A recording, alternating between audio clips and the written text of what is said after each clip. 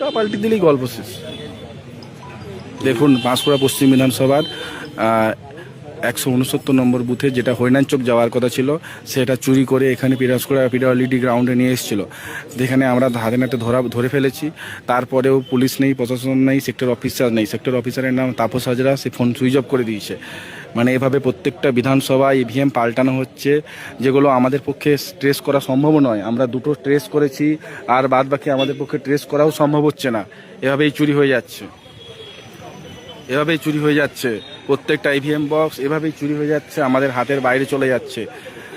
জানি না শেষ পর্যন্ত কি হবে। ইভিএম বক্স যাওয়ার কথা ছিল হরিনান চোক, সে চলে এসছে বাঁশকুড়া পিডব্লিউডি মাঠে। তার সেক্টর অফিসারও নেই, কোনো পুলিশ প্রশাসনও নেই যখন আমরা এসে পৌঁছাই বাসে। যে এভাবে চুরি হয়ে যাচ্ছে, কীভাবে পরিবর্তন হবে? 90% ভোটের পরেও এইভাবে মানুষের ভোটকে, গণদেবতার ভোটকে চুরি করছে তৃণমূলের গুন্ডারা।